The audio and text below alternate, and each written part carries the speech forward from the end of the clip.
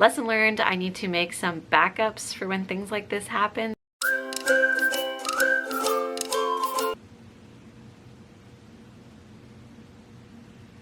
Well, anyway, I've got a funny story to tell you. This week's episode I'm recording today, as in the day I'm going to publish it.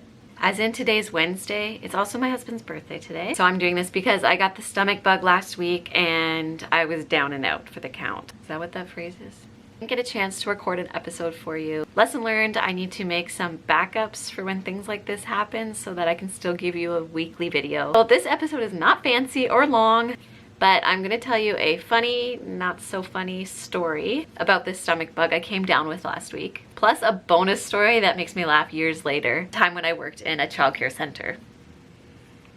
Enjoy, laugh with me while I drink my tea and shove snacks down my face. So I'm gonna try to do my admin work at the same time.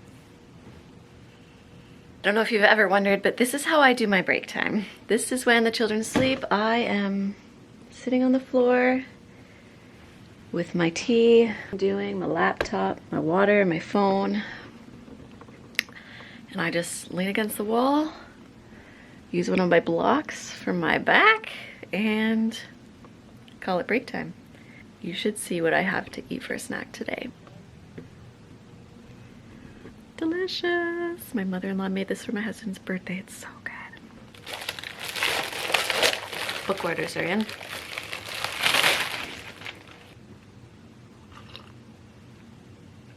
Okay, so which one do you want first? Let's go chronological. When I worked in a center, this particular instance happened about 6 or 7 years ago, a few years into my career. I was working in a toddler room and I had this child that didn't speak any English. He was a toddler, so barely any of his home language either. We had a good relationship. He had been there long enough, but he was still learning English.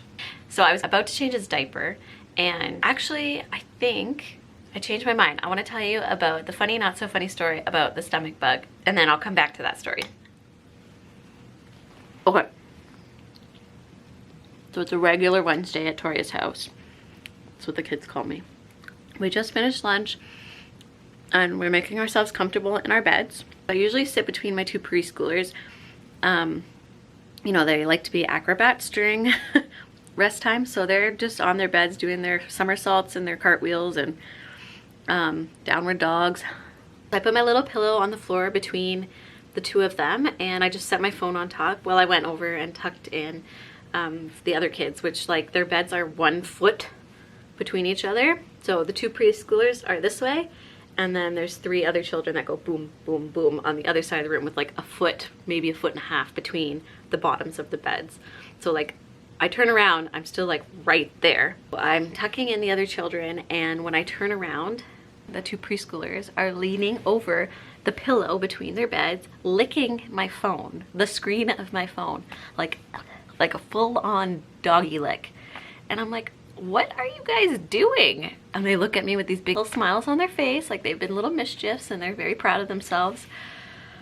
I said to them, that's really yucky for your body and for my body. You might get sick, and Toria might get sick too. Well, guess what happened? It was that night that I began throwing up with the stomach bug.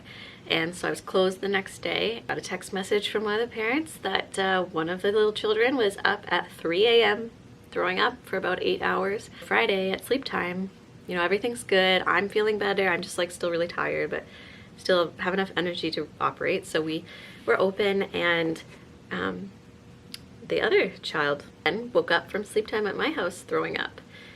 And, you know, it was sad, of course, but you kind of have to laugh a little bit. Like, when you lick someone's phone, you're probably gonna throw up.